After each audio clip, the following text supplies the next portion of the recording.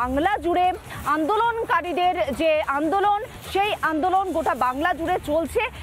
এই মুহূর্তে দাঁড়িয়ে যখন চাকরিহারা শিক্ষিতরা আন্দোলন করছেন, তখনই কিন্তু পরীক্ষার বিজ্ঞপ্তি প্রকাশ এসএসসির। যা জানা যাচ্ছে 16 জুন থেকে পরীক্ষার জন্য অনলাইনে আবেদন করা যাবে।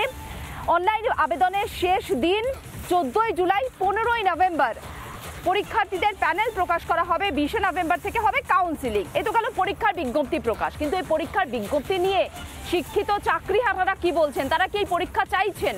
মমতা বন্দ্যোপাধ্যায় মুখ্যমন্ত্রী, তিনি যে আশ্বাস দিয়েছিলেন তাতে কিন্তু তারা আশ্বস্ত হচ্ছেন। মমতা বন্দ্যোপাধ্যায় কি বললেন? যে সুপ্রিম কোর্টের নির্দেশে তাদের পরীক্ষার বিজ্ঞপ্তি প্রকাশ করতে হচ্ছে।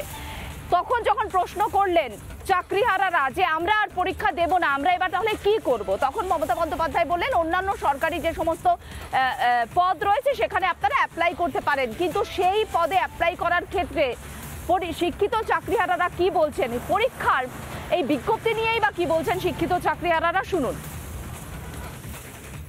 নাম্বার ডিস্ট্রিবিউশন করেছেন, এতে আরো গোপন ঘরে আরো বেশি করে দুর্নীতি করতে পারবে গভর্নমেন্ট। না হলে কোনো মতেই সরকার বলতে পারে না যে আমি অযোগ্যদের জন্য আলাদা ব্যবস্থা করে দেবো। তাহলে যোগ্যরা কি অপরাধ করেছিল? গভর্নমেন্টকে পয়সা দেয়নি, তাহলে হয়তো আমাদের সিকিউরিটিটা আরো সুন্দরভাবে তিনি দিতে পারতেন। গেজেট পাবলিশ হয়েছিল, সেই গেজেট অনুসারে পরীক্ষা নিয়েছে, আমরা পরীক্ষা দিয়েছি, কিন্তু এগুলো তো আমাদের হাতে নেই।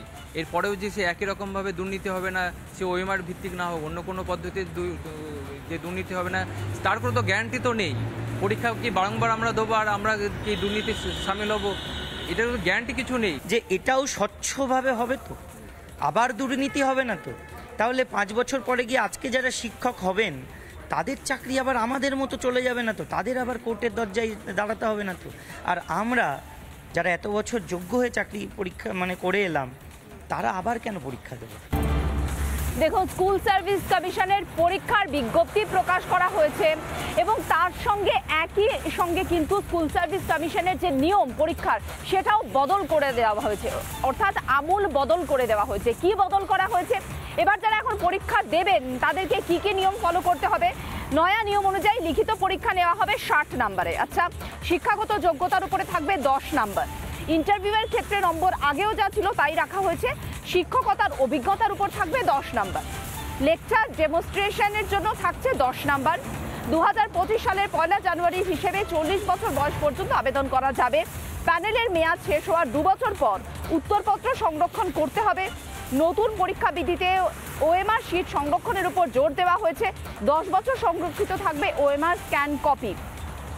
লিখিত পরীক্ষার এই সমস্ত নিয়ম কিন্তু নতুনভাবে এসেছে,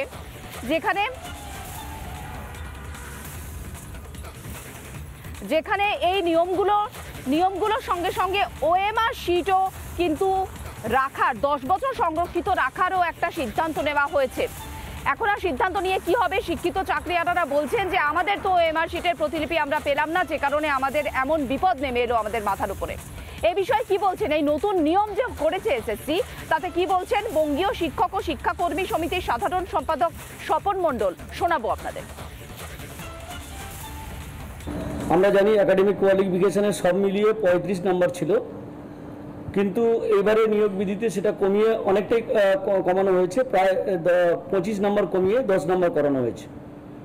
তার সাথে সাথে ইন্টারভিউ বা পার্সোনালিটি টেস্ট যেটা গতবারে 10 ছিল, সেটাকে বাড়িয়ে এবার 20 করা হয়েছে। এখন বিষয়টা হচ্ছে যে একাডেমিক কোয়ালিফিকেশনের নাম্বার কমিয়ে দেওয়া মানে হচ্ছে যে তাদের শিক্ষাগত যোগ্যতার প্রতি একটা অবিচার করা হবে। যারা ভালো রেজাল্ট করেছে, যারা শাইনিং স্টুডেন্ট, তাদের প্রতি একটা অবিচার করা হবে। 2 নম্বর ব্যাপার হচ্ছে যে পার্সোনালিটি টেস্টে যদি বেশি নাম্বার রাখা হয়, তাতে করে একটা ম্যানিপুলেশনের একটা বড় বা স্বজন পোষণের একটা বড় সুযোগ থেকে যাচ্ছে।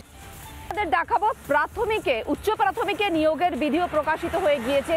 কি রয়েছে উচ্চ প্রাথমিকে নিয়োগের বিধি? উচ্চ প্রাথমিকে নিয়োগে টেট পাস বাধ্যতামূলক করা হয়েছে। টেট পাসদের জন্য সর্বোচ্চ নাম্বার করা হয়েছে 40। লিখিত পরীক্ষা হবে 25 নম্বরের। ইন্টারভিউয়ের জন্য 15 নম্বর। ক্লাস নেওয়ার দক্ষতার উপর 5 নাম্বার। শিক্ষকতার অভিজ্ঞতার জন্য 5 নাম্বার। 40 বছর বয়স পর্যন্ত নিয়োগের জন্য আবেদন। তপশিলি জাতি জনজাতির বয়সে ছাড়। মেধা তালিকার মেয়াদ প্রথম কাউন্সিলিংয়ের পর 1 বছর। ওয়েটিং লিস্টের মেয়াদও প্রথম কাউন্সিলিংয়ের পর 1 বছর। সরকারের অনুমতি নিয়ে 6 মাস মেয়াদ বৃদ্ধি।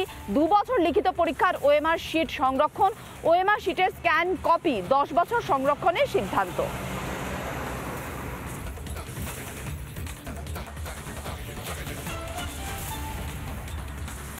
নানা ধরনের কন্টেন্ট দেখার জন্য লাইক করুন, শেয়ার করুন আমাদের ফেসবুক পেজ, সাবস্ক্রাইব করুন আমাদের ইউটিউব চ্যানেল।